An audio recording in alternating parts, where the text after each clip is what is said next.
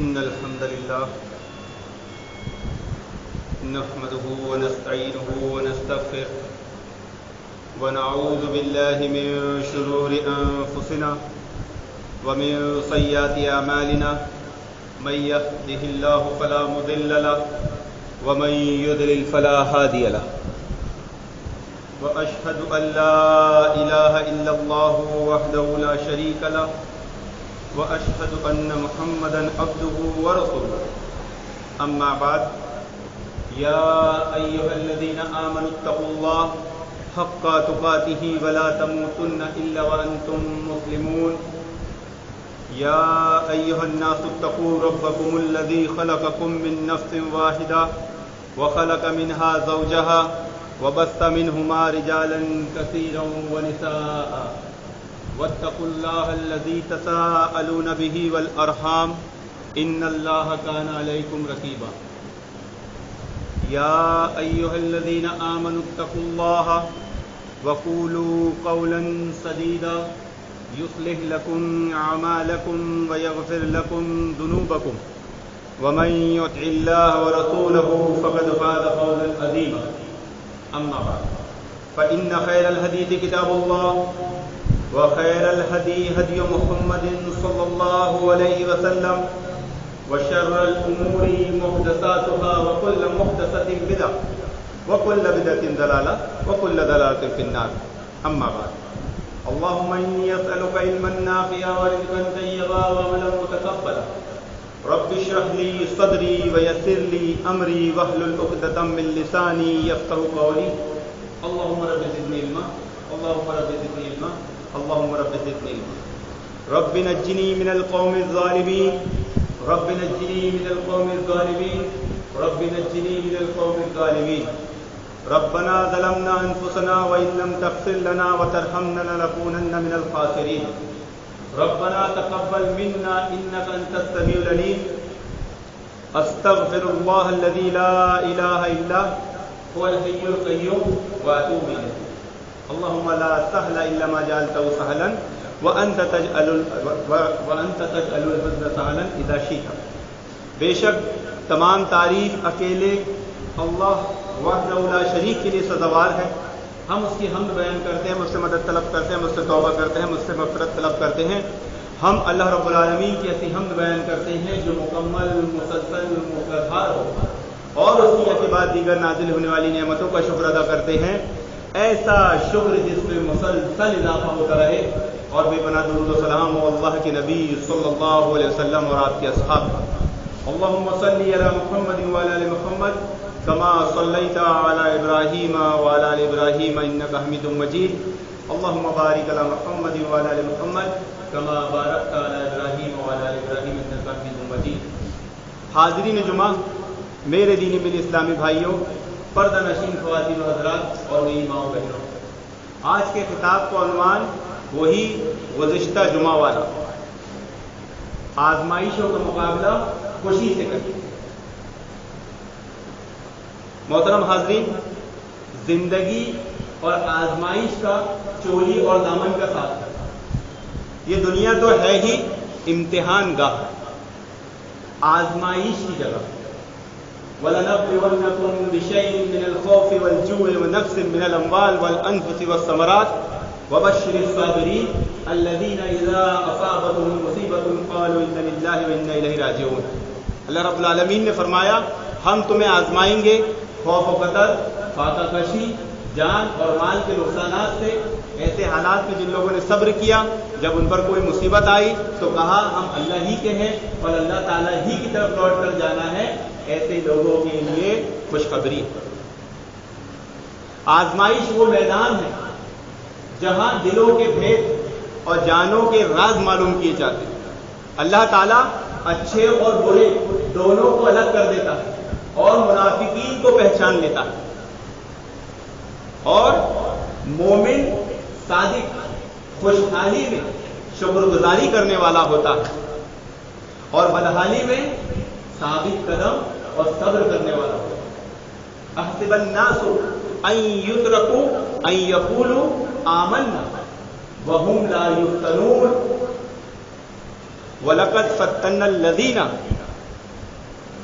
من قبله فَلَيَعْلَمَنَّ اللَّهُ الَّذِينَ صَدَقُوا وَلَيَعْلَمَنَّ الْكَاذِبِينَ۔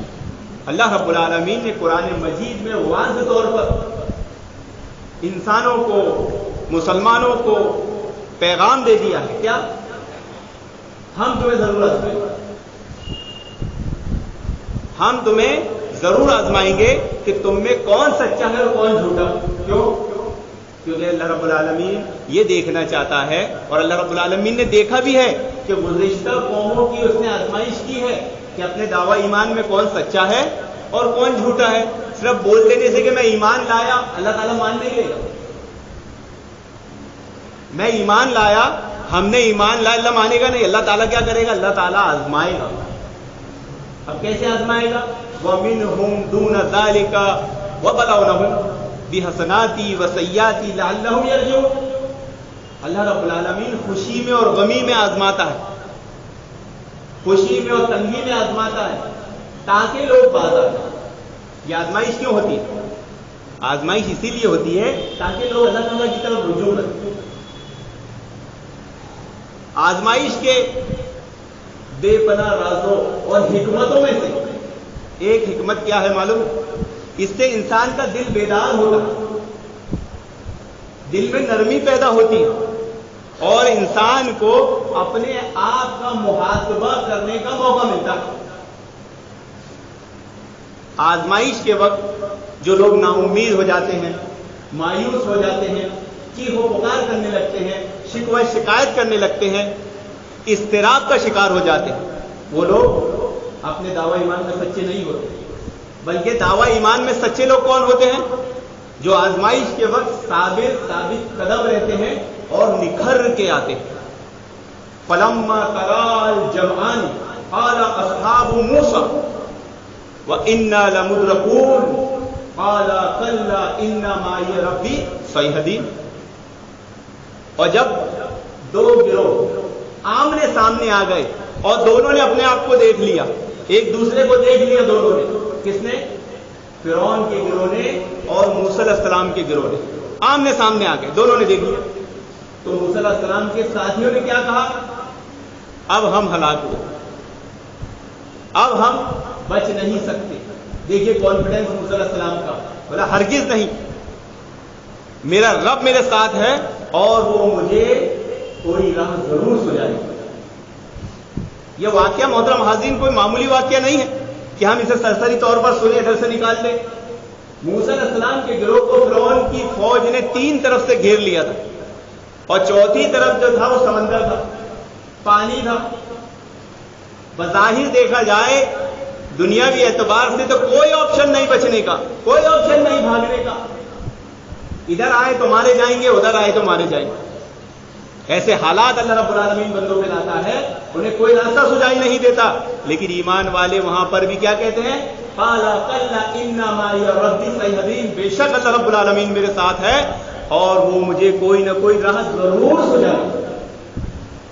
تو حق پر ثابت قدم رہنا، استقامت سے قائم رہنا اور اعمال صالح کا اہتمام کرنا۔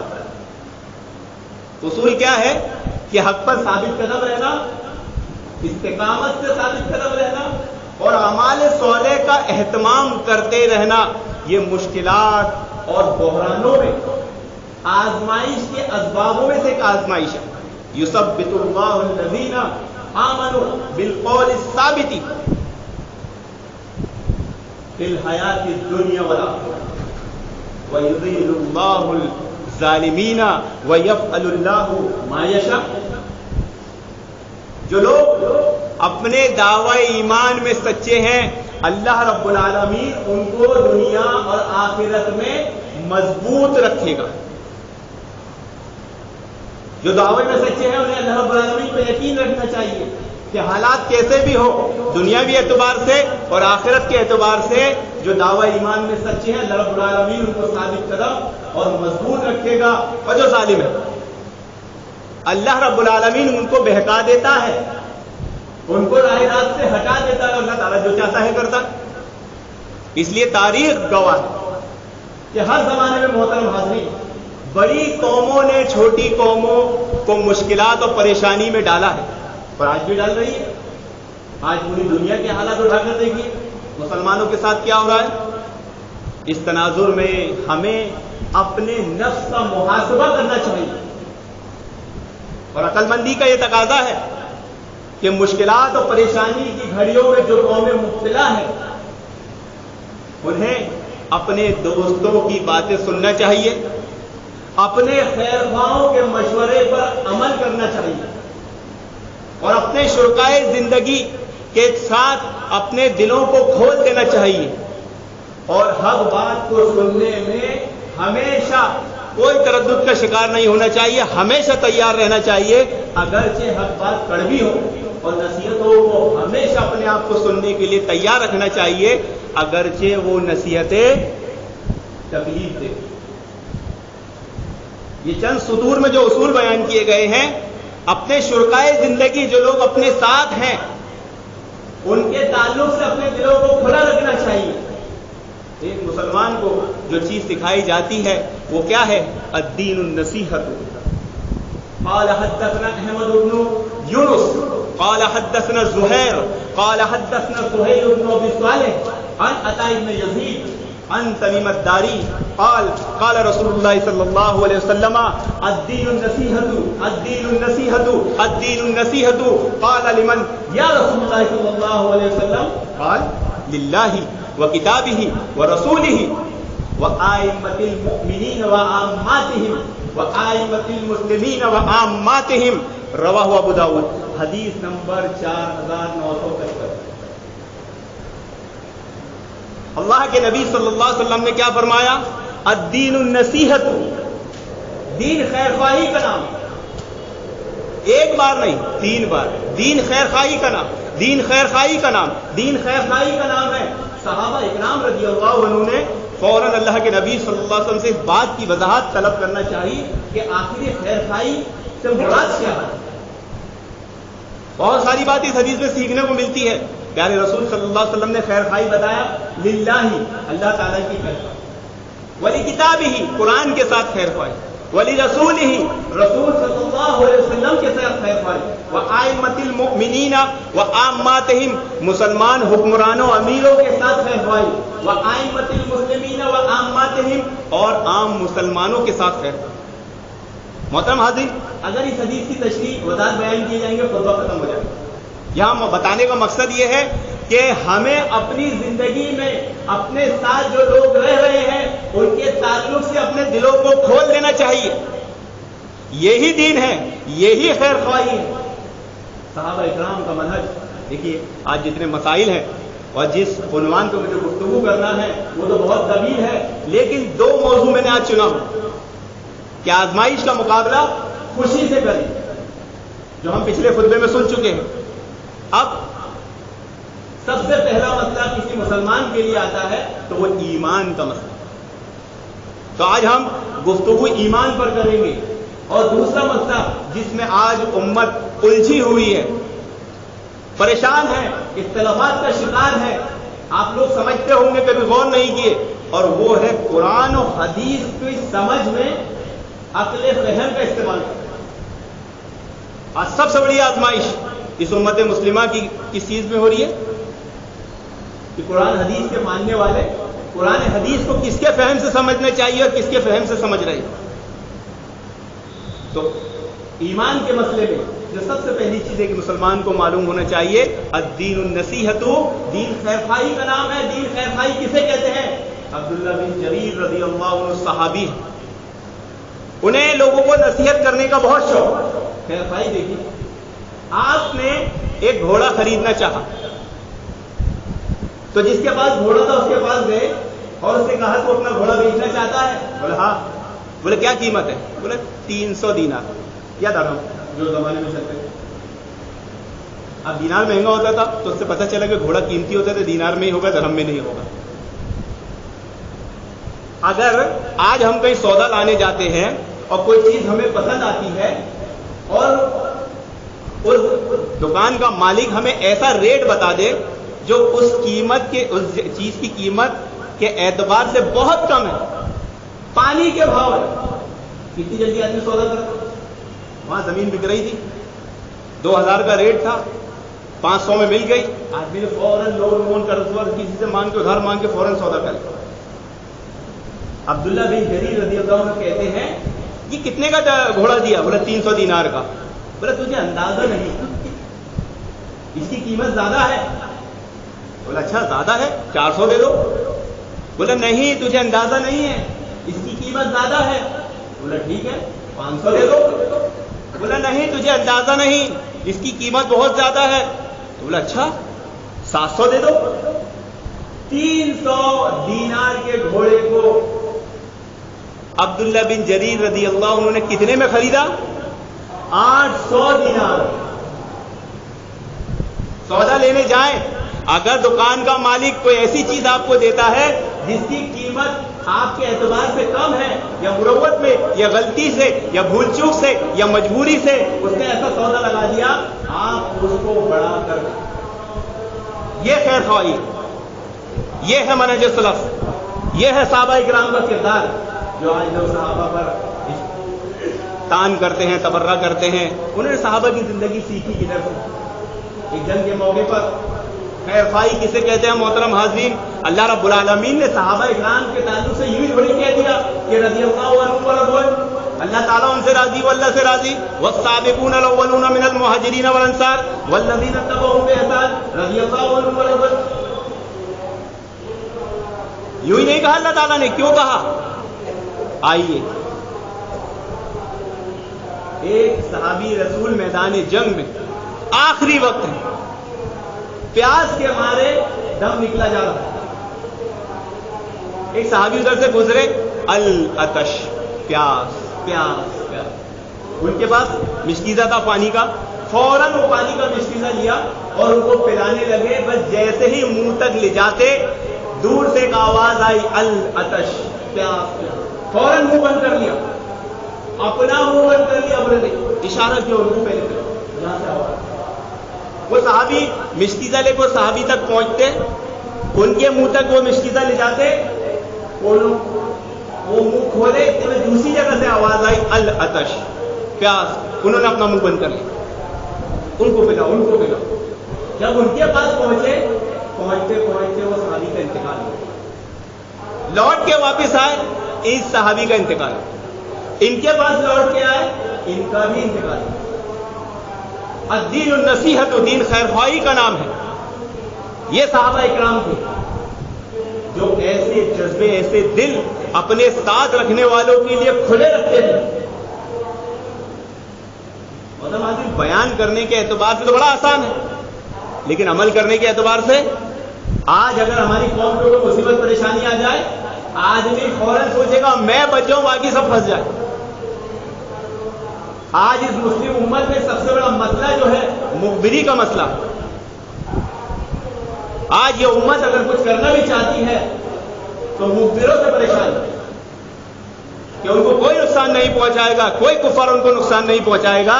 ان کی جماعت میں چھپے ہوئے منافق ہی ان کے کام کو روک دیں.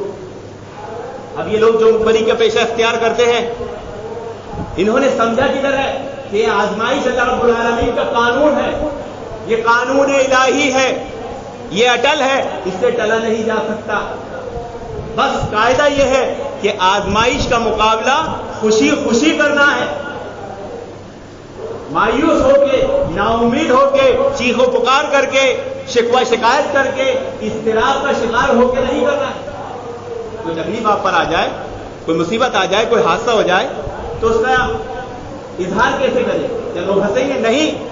خوشی خوشی کا مطلب یہ ہے کہ تقدیر سے راضی ہو, دل اس کا مطمئن ہو کہ مجھ پر کوئی تکلیف آئی ہے اور میں نے وہ گناہ نہیں کیا تھا, میرا رب مجھے آزما رہا اور اس پر مجھے اجر ملے گا, میں اس پر صبر کروں گا, مجھے جنت ملے گی.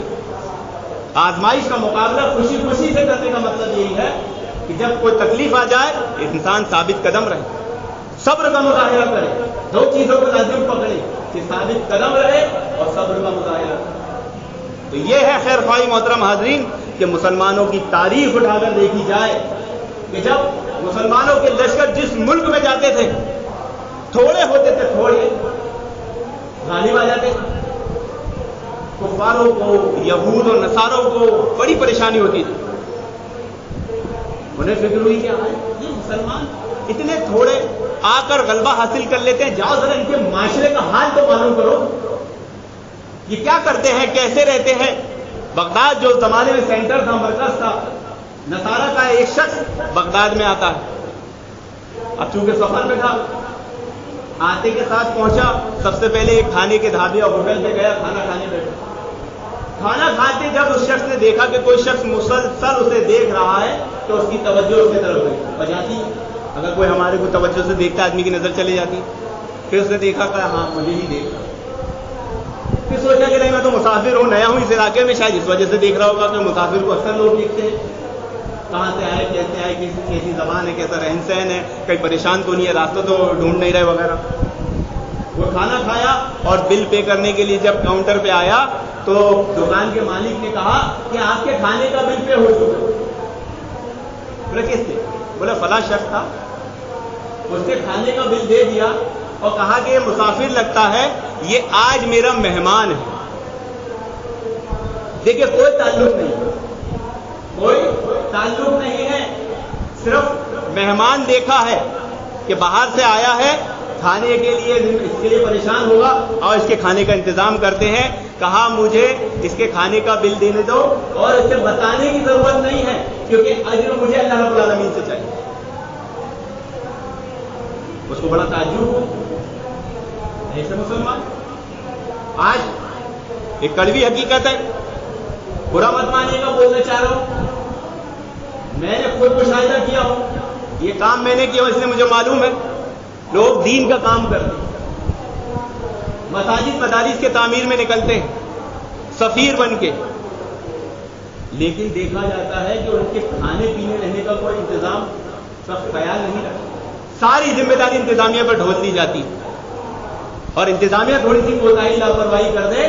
तो मस्जिद में यह वाकया हो चुका है कि हम बाहर थे, जब मैं दूसरे दिन आया दर्स में, उस सफीर ने इस बात पर दर्ज दे दिया कि सफीर का ख्याल नहीं रखते, कोई खाने वाला नहीं, कोई पूछने वाला नहीं, चाय पूछने वाला नहीं, कोई कहां से आए हो, क्या करने वाले हो।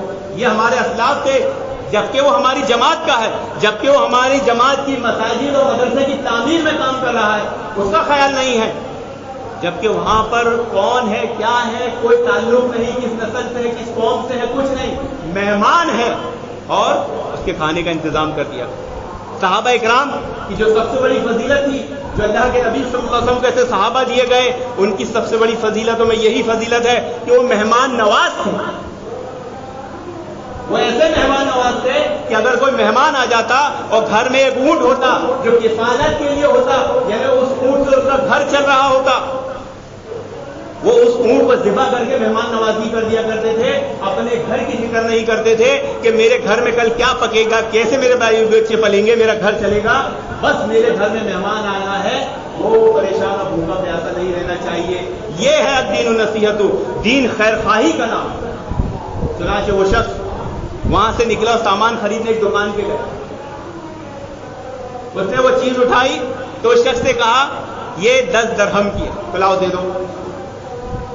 तो कहा नहीं,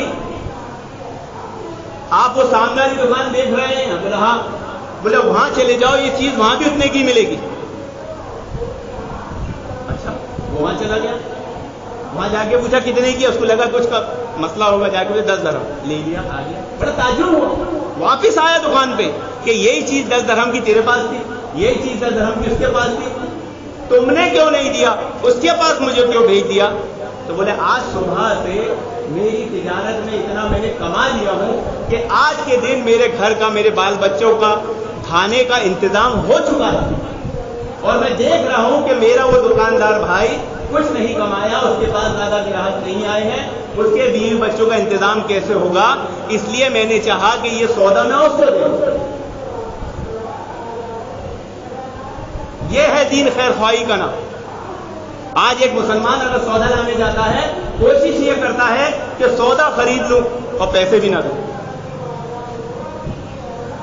और ग्राहक ये सोचता है कि इससे पैसे भी ले लूं, मालिक ये सोचता है इससे पैसे भी ले लूं, माल भी ना दूं। جو آج ہمارے معاشرے کا مسلم قوم کا شیرازہ بکھرا ہوا ہے وہ اصل وجہ الدین النصیحۃ، دین خیر خواہی کا نام ہے، خیر خواہی نہیں ہے۔ یہ اللہ رب العالمین نے جو ایمان کی دولت آپ کو دی ہے یہ اتنی معمولی نہیں ہے، اس کے تعلق سے ہمارے اخلاق سے کیسی کیسی آزمائشیں دی ہے، اگر ہم سن لیں ان کو سمجھ لیں تو آج ہی جو مسئلہ سب سے بڑا چل رہا ہے کہ دیکھو تھوڑی سی جوانی کے جوش میں، تھوڑی سی خوبصورتی میں، تھوڑی سی شہوت کا غلبہ حالی آنے کے بعد ایک مرد ایک غیر مسلم عورت کے ساتھ بھاگ جا رہا ہے، ایک مسلمان عورت ایک غیر مسلم مرد کے ساتھ بھاگ جا رہی ہے، تھوڑی سی تکلیف آنے پر ایک مسلمان مخبر بن جا رہا ہے، کوئی مجبوری میں بن جاتا ہو، کسی کو پریشرائز کرتا ہوگا، لیکن سارا مسئلہ حل کا ہوگا آزمائش کا مقابلہ خوشی خوشی کر۔ اور کیسے خوشی خوشی؟ حضرت عمر رضی اللہ عنہ کے زمانے میں حضرت عمر رضی اللہ عنہ نے ایک لشکر کو بھیجا روم کی طرف، عیسائیوں کی طرف، اور وہ وہاں جا کر ایسا لڑے کہ روم کے بادشاہ کے سامنے اس کے سپاہیوں نے یہ بات بیان کی کہ مسلمان تھوڑے تھے، ہماری تعداد بہت زیادہ تھی، ہتھیار اسباب سب کچھ ہمارے پاس تھے اور تھوڑی سی تعداد تھی، لیکن اس بلا کا اس جذبے کے ساتھ وہ ثابت قدمی دکھائے ہیں، لیکن ہم نے ان میں سے کچھ کو قیدی بنا لیے ہیں، ان کی ثابت قدمی، ان کی جرأت ہمارے پورے لشکر کے دلوں پر طاری ہو چکی ہے۔ روم کے بادشاہ کو بھی تعجب ہو، اچھا ان میں کوئی قیدی ہے؟ بولا ہاں، کہ وہ لے کے آؤ، بلاؤ۔ عبداللہ بن حذیفہ رضی اللہ عنہ کو قیدی کی شکل میں لایا گیا۔ ایمان کی اہمیت، ایمان کی حفاظت، آزمائش کا مقابلہ خوشی سے کیسے کرتے تھے ہمارے اخلاق، اور چھوٹی چھوٹی تکلیف میں ہم کیسے پریشان ہو جاتے ہیں۔ 2 روپے کی تکلیف نہیں ہے، 2000 روپے کا ریئیکشن دیتے۔ بعض لوگ تو ایسے بھی ہیں کہ تکلیف ہے ہی نہیں، ظاہر کرتے وہ تکلیف میں تاکہ دنیا کا کچھ مال و مطلب حاصل کر لے، تاکہ دنیا میں کچھ فائدے حاصل کر لے، یعنی مانگنے کی شکل میں۔ عبداللہ بن حذیفہ رضی اللہ عنہ سے جب اس روم کے بادشاہ نے کہا، کیا کہا؟ دیکھیے اس چیز کو سمجھیے کہ جب کوئی قیدی کی شکل میں جاتا ہے، جو لوگ قید و بند کی صحبتیں میں زمانے میں جھیلے ہوں گے، جیل وغیرہ گئے ہوں گے، یہ جنگ کے میدان میں جو لوگ جاتے ہیں، ان کے لیے سب سے بڑا مسئلہ اگر کوئی مسئلہ رہتا ہے محترم حاضرین تو وہ رہتی ہے رہائی، وہ آزادی۔ اگر وہ فوج کے اعتبار سے جنگی قیدی ہے تو اس کے لیے سب سے بڑا مسئلہ رہائی، کیونکہ اس کی جان کو ہمیشہ خطرہ ہے، تلوار اس کے سر پہ ہمیشہ لٹکی ہوئی ہے، کبھی بھی اس کا کام تمام ہو سکتا ہے، کبھی بھی اس کو شہید کیا جا سکتا ہے، قتل ہو سکتا ہے۔ یہ بات بادشاہ سمجھتا تھا، یہ بات حضرت عبداللہ بن حذیفہ جانتے تھے رضی اللہ عنہ۔ کہا ہم تمہیں آزاد کر دیں گے، فکر نہ کرو، بس یہ تمہارا مذہب چھوڑو، ہمارے نصرانی عیسائی مذہب کو قبول کر دو۔ آج لوگ اسلام چھوڑ کے دوسرے مذہب میں چلے جا رہے ہیں، صرف اس لیے کہ شادی کرنا ہے، صرف اس لیے کہ کوئی تھوڑا سا فائدہ اٹھانا ہے، ایمان کی قدر و منزلت نہیں معلوم۔ عبداللہ بن حذیفہ نے کہا نہیں، یہ سودا منظور نہیں، میں اسلام نہیں چھوڑ سکتا، میں عیسائی مذہب قبول نہیں کر سکتا۔ بادشاہ نے سوچا شاید یہ لالچ کم ہے، تھوڑی لالچ اور زیادہ دیتا ہوں۔ بولا چلو ٹھیک ہے، تمہیں آزاد کرتا ہوں، میری آدھی سلطنت کا تمہیں مالک بنا دیتا ہوں۔ کہ لالچ تھوڑی کم لگ رہی ہے، تھوڑی بڑھا دیتا ہوں۔ کیا آفر ہے محترم حاضرین؟ آدھی سلطنت کا تمہیں مالک بنا دیتا ہوں، بس اسلام کو چھوڑ دو، ایمان کا انکار کر دو، عیسائی مذہب قبول کر دو۔ عبداللہ بن حذیفہ ایک دم نارمل ہے، دیکھیے ایک آدمی آج قید و بند کی صحبت اگر اس پہ آ جائے تو وہ وہاں جا کر اتنا پریشان ہو جاتا ہے کہ گھر والے اسے دیکھ کر خود پریشان ہو جاتے ہیں، اس کو نکالو کہیں مر مرانا چاہتے۔ اگر کوئی اندر چلے جاتا ہے اس کی بیوی کو کیا ہوگا، اس کے بچوں کو کیا ہوگا، اس کا کیا ہوگا، ہاں جیسے خود پال رہا تھا، پالنے والا تو اوپر بیٹھا ہے، ارے یہ تو آزمائش ہے تم سب کی، بس اس کو خوشی خوشی ادا کرو، تقدیر سمجھ کر اس پر راضی رہو۔ انہوں نے کہا کہ آپ مجھے لالچ مت دیجئے، آدھی سلطنت کا وہ وقت پالیے کہ میں آدھی سلطنت میں لالچ میں آ جاؤں گا. اگر آپ پوری سلطنت دے دو, مجھے یہاں کا بادشاہ بنا دو, زمین و آسمان کے درمیان جو زیورات سونے چاندی سب لا کے میرے قدموں میں رکھ دو, میں ایمان کو نہیں چھوڑ سکتا. بادشاہ یہ سمجھ رہا تھا کہ شاید ان کے نزدیک اسلام کو چھوڑنا یا نصرانی بننا بہت بڑی بات ہے. اب اتنے ہلکے انداز میں دیکھیں, ایسے حالات میں جو کیفیت ہے نا, اپنے آپ کو نارمل رکھنا, اپنے آپ کو ایسا کریٹ کرنا کہ وہ ان حالات سے ڈر نہیں رہا ہے, یہ سامنے والے کو بہت اثر ڈالتا ہے. اور آپ نے بہت سے واقعات ایسے سنے ہوں گے کہ ایسے حالات میں جو لوگ صابر اور ثابت قدم رہتے ہیں, ان کا یہ عمل مخالف کے اسلام قبول کرنے کا سبب اور باعث بن جاتا ہے. جیسے بابری مسجد کے حادثے میں ایک شخص کی تاریخ پڑھا تھا کہ جس نے بابری مسجد کو شہید کرنے میں آگے تھا, اس کے گھر کی ایک لڑکی ہے, اس کی لڑکی نے اسلام قبول کر لیا. وہ مار مار کے تھک گیا, آخر اس نے اپنی بیٹی کو اپنے ہاتھ سے آگ میں پھینکا, اپنے ہاتھوں سے آگ جلایا, آگ میں ڈال دیا. لیکن بیٹی نارمل تھی اور باپ کے لیے صرف ہدایت کی دعا کر رہی. بیٹی ایک دم نارمل, کوئی شو نہیں, بس باپ کے لیے دعا کر رہی تھی اور جل گئی. یہ واقعہ اس پر اتنا اثر انداز ہوا,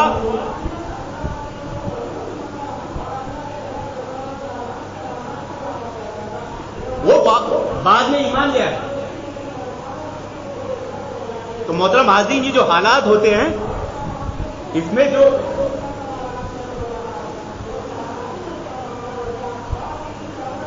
جو لوگ ثابت قدم رہتے ہیں وہ مخالف پہ بہت اثر ڈالتا ہے. عبداللہ ابن حذیفہ رضی اللہ عنہ جب اس بادشاہ کی آفروں کا بہت ہلکے میں جواب دے رہے تھے تو اس سے تھوڑا غصہ آیا. اس نے کہا کہ شاید یہ ایسے نہیں مانیں گے, آؤ انہیں ڈرایا جائے. اپنے فوجی کو بلایا, بولے جاؤ انہیں ایک ستون سے باندھو اور ان پر تیروں کی بوچھار کر دو, قتل مت کرنا. ان کے اعتراف میں چاروں طرف تیر برسانا تاکہ انہیں ایسا لگے کہ اب میں شہید ہوا تب شہید ہو, اب میں قتل ہوا تب قتل ہو. فوجیوں نے ایسے ہی کیا, چاروں طرف سے تیروں کی بوچھار ہو گئی, تیر نہیں لگے. پھر اس نے روکا, پھر بلایا, بولا دیکھو تمہیں ہم آخری موقع پھر دیتے ہیں, پھر اسلام کو چھوڑ دو, نصرانی مذہب قبول کر لو. عبداللہ بن حذیفہ نے کہا آپ کو جو کرنا ہے کر گزریے, آپ کو قتل کرنا ہے کر ڈالیجیے, میں اسلام کو نہیں چھوڑ سکتا. میں بادشاہ ہوں, میرے قبضے میں ہے, اتنے بڑے بڑے آفر رکھ رہا ہوں, اتنا دھمکا رہا ہوں, کوئی اثر ہی نہیں ہو رہا. غصے میں آ گیا بادشاہ, کہا جاؤ پیتل کا ایک دیگ لاؤ, اس میں تیل کو خوب گرم کرو. ایسا ہی کیا گیا محترم حاضرین, اور ایک مسلمان کو ان کے سامنے لایا گیا اور اس کھولتے ہوئے تیل میں ڈال دیا گیا. چند ہی سیکنڈوں میں جسم کا گوشت اور ہڈی الگ ہو گئی اور ہڈیوں کا ڈھانچہ اوپر تیرنے لگا. اب یہ دیکھ کر عبداللہ بن حذیفہ کی آنکھوں میں آنسو آ گیا. بادشاہ خوش ہو گیا, بولا میرا وار کام کر گیا. میں ان کو جو دھمکانا چاہ رہا تھا, لالچ دینا چاہ رہا تھا, اب یہ آ گئے ہیں میری باتوں میں. کہا دیکھو ہم نے تو آپ سے کہا تھا, پہلے کتنے اچھے اچھے آفر رکھے تھے, تمہیں بادشاہ بنا دیتے ہیں. آج کچھ لوگ ہوتے تو انہیں خلافت مل رہی ہے, خلافت لے لو, خلیفہ بن جاؤ, اسلام میں کوئی اسلامی حکومت قائم کر لو, پھر لوگوں کی اصلاح کرتے رہیں گے, اور نہیں تو کچھ نہیں کرنا. نہیں تو نمازیں چھوڑنا, سنتوں کو چھوڑنا, نمازوں کو سنتوں کو حقیق سمجھنا, منہج کو غلط کو سمجھنا. پہلے مسئلہ حکومت خلافت کا, وہاں تو دی جا رہی ہے, قبول نہیں کر رہے. یہ منہج سلف کے خلاف ہے کہ آدمی ساری کوششیں اپنی اقتدار کی لڑائی میں لگاتے. استغفر اللہ. اس کو اس لیے تھوڑی بھیجا گیا, اسے توحید کا کلمہ بلند کرنے کے لیے بھیجا گیا, اسے توحید کو عام کرنے کے لیے بھیجا گیا ہے, دنیا میں خلافت قائم کرنے کے لیے نہیں بھیجا گیا. آئی نہیں آئی, قائم ہوئی نہیں قائم ہوئی. اب بادشاہ کو لگا کہ میرا یہ ہر وقت کام کرنا, بولا چلو ٹھیک ہے آپ تو چھوڑو. ارے بولے تم نے میری بات کو نہیں سمجھا, یہ جو میں رو رہا ہوں یہ اس لیے نہیں رو رہا ہوں کہ تم نے پیتل کی ایک ہانڈی لائی, اس میں گرم تیل کیا اور کسی انسان کو ڈال کے مجھے دکھانا چاہا کہ میرا بھی یہ انجام ہوگا, اس لیے نہیں رو رہا ہوں, بلکہ میرے دل میں خیال آیا, اس خیال کے سبب سے میں رو رہا ہوں. بولے کیا سبب؟ دیکھیے ایمان دیکھیں ایمان کی اہمیت، ایمان کی قدر، آزمائش کا مقابلہ کیسے خوشی سے کرتے ہیں. بولے میں یہ سوچ کے رو رہا ہوں کہ کاش میرے سر پر جتنے بال ہیں اتنی ہی اللہ رب العالمین مجھے جان دیتا، اور اسی طرح تو مجھے دھمکاتا، اور اسی طرح تو گرم تیل کی کڑھائی میں مجھے ڈالتا، ایک بال کے بدلے میں ایک جان، اور ہر بار میں شہید ہوتا، ہر بار میں قتل کیا جاتا، پھر تو مجھے دھمکاتا، پھر میں جاتا، پھر تو مجھے دھمکاتا، پھر میں جاتا، پھر سر کے بال کتنے ہوتے ہیں محترم حاضرین. وہ اتنی بڑی آزمائش دینے کے لیے ایک بار تیار نہیں ہے، 2 بار تیار نہیں ہے، کتنے بار تیار ہیں؟ جتنے سر پر بال. ایک آزمائش میں آدمی کی حالت خراب ہو جاتی ہے. وہ نصرانی بادشاہ نے کہا ایسا ایمان، ایسا جذبہ تو ہم نے نہیں دیکھا تھا، اور ایسے مطالبات، ایسے خوف سے آج تک کسی کو نہیں ٹکلایا. آخر وہ بھی نرم پڑا، اس نے کہا کہ جاؤ ہم نے تمہیں آزاد کیا. الدین نصیحت، دین خیر خواہی کا نام ہے. اب ایسے حالات میں ہم ہوتے تو کیا کرتے؟ چلو رہائی مل گئی، چلو بیل مل گئی، چلو آزاد ہو گئے، چلو. بولے میں تمہیں آزاد کرتا ہوں، ایک مطالبہ ہے بس. کیا؟ میرے سر کو بوسہ دے دو. اب یہ کوئی غیر چلے ہمارے تو تھا کتنا ہلکا کام تھا کہ سر کو ایک بوسہ دے دو. کیا بولتے؟ نہیں، میری بھی ایک شرط ہے. کیسا مسلمان، کیسا انسان. بولے کیا شرط؟ بولے تیرے سر کو میں اسی وقت بوسہ دوں گا جتنے ساتھی میرے قیدی بنائے گئے ہیں ان سب کو تو آزاد کرے. دین خیر خواہی کا نام. ایسے حالات میں یا آزمائش کے وقت سب سے پہلی چیز آدمی کو نارمل ہونا چاہیے تاکہ اس کا دماغ صحیح کام کرے، وہ صحیح ڈیسیژن، صحیح فیصلے لے، اور آزمائش کا مقابلہ وہ خوشی سے کرے. چنانچہ اس نے ان کے ساتھیوں کو بھی چھوڑ دیا، اور سب جب مدینہ واپس آئے حضرت عمر رضی اللہ عنہ کو یہ واقعہ سنایا گیا. حضرت عمر رضی اللہ عنہ پر وجب تاری ہو. آپ نے کہا تمام مسلمانوں کا حق ہے کہ عبداللہ بن حذیفہ کے سر کو بوسہ. تو دین کی اہمیت، اسلام کی اہمیت، ایمان کی اہمیت کیا ہے محترم حاضرین؟ یہ ہمیں اسلاف سے سیکھنا ہے، صحابہ سے سیکھنا ہے. آج ایک مسلمان کا حال یہ ہے کہ وہ کتاب و سنت کی بات کو پڑھتا ہے، اپنی عقل فہم سے سمجھتا ہے. جس دین ایمان کو بچانے اسے چاہیے تھا، اسی دین ایمان کو خطرے میں ڈالتا ہے قرآن حدیث کی بات کو اپنی عقل سے سمجھنے کے لیے. انشاءاللہ وقت ابھی ختم ہو گیا ہے، بات کو لمبی نہیں کرتے ہوئے ہم اگلے خطبے میں اس بات کو کنٹینیو کریں گے. لیکن ایک مثال بیان کرتے ہوئے چلو کہ آج کتاب و سنت کو اپنی عقل سے سمجھنے کی بیماری سب سے زیادہ عام ہو چکی. صرف صحابہ پر تان کرنے والے نہیں بلکہ کتاب و سنت کا دم بھرنے والے بھی اس اصول میں پھنسے ہوئے، اس مسئلے میں الجھے ہوئے. سردہ سے ایک حدیث میرے سامنے سے گزری کہ 3 لوگوں کی نماز ان کے سر کے اوپر سے نہیں جاتی. ایک وہ امام جو قبضہ کر کے زبردستی امام بن گیا ہو، ایک وہ عورت جو اپنے شوہر سے کی اطاعت نہ کرتی ہو، سو جائے، اور تیسرا 2 بھائی جو آپس میں رشتہ قطع کیے ہوئے ہیں. ان 3 لوگوں کی نماز سر سے اوپر نہیں پہنچتی. اب یہاں فوراً ایک مسئلے میں چھیڑ دیا جاتا ہے، ساری باتیں چھوڑ دی جاتی. امام کے پیچھے نماز نہیں ادا کرنے کا مسئلہ شرعی وجوہات کی بنا پر پہلے دیکھا جائے گا کہ مقتدیوں کا جو مطالبہ ہے وہ حق ہے یا نہ حق. وہ کسی دشمنی، بغض، حسد کی بنا پر تو نہیں ہے، وہ واقعی کوئی شرعی چیز ہے. کیا امام فاسق و فاجر ہے؟ کیا امام لاپرواہ ہے؟ کیا امام بدعقیدہ ہے؟ کیا امام سنتوں کے تعلق سے لاپرواہی کرنے والا ہے؟ اگر ہے تو مطالبہ جائے گا، اور اگر نہیں ہے تو پھر مقتدیوں پر لعنت کی جائے گی.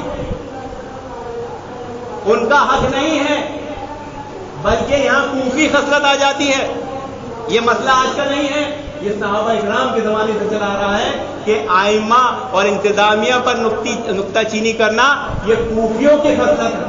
سعد بن ابی وقاص رضی اللہ عنہ جیسے عشرہ مبشرہ صحابی جنہیں حضرت عمر نے کوفہ بھیجا امامت کرنے کا، کوفیوں نے ان پہ الزام لگا دیا.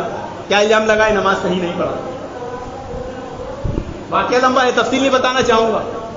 تو اماموں پر انتظامیہ پر تان و تشنیع کرنا اعتراضات کرنا اصل میں یہ خوفی خصلت ہے اس سے ہمیں بچنا چاہیے اور وہ کب سیکھیں گے کب سمجھیں گے جب منہج سلف کو سیکھیں گے سمجھیں گے جب منہج سلف کے مطابق زندگی گزارنے کی کوشش کریں گے تو امام کے تعلق سے مقتدیوں کو اور مقتدیوں کے تعلق سے امام کو اس بات کا خیال رکھنا چاہیے کہ جب تک وہ امام میں کوئی غیر شرعی عمل نہ دیکھے غیر شرعی عمل سے مطلب کیا بعض لوگ کیا سمجھتے وہ بعض مقتدی ناراض اس کے پیچھے نماز نہیں ہوگی ایسا کون سی مسجد ہے ایسا کون سا امام ہے جس کی مسجد میں 2 4 5 مقتدی اس سے ناراض نہ ہوتے ہو کون سی مسجد ہے کوئی مسجد ہے بتا دیجیے آج تو لوگ مسجد حرم کے امام سے ناراض اور ایک دو نہیں ناراض ہے 72 فرقے ناراض ہیں فتویٰ بھی دے تو ان کے پیچھے نماز نہیں ہوگی جہاں ان کے پیچھے نماز بھی نہیں پڑھتے تو کیا مسجد حرم کے امام باطل ہو جائیں گے کیا ان کے پیچھے نماز نہیں ہوگی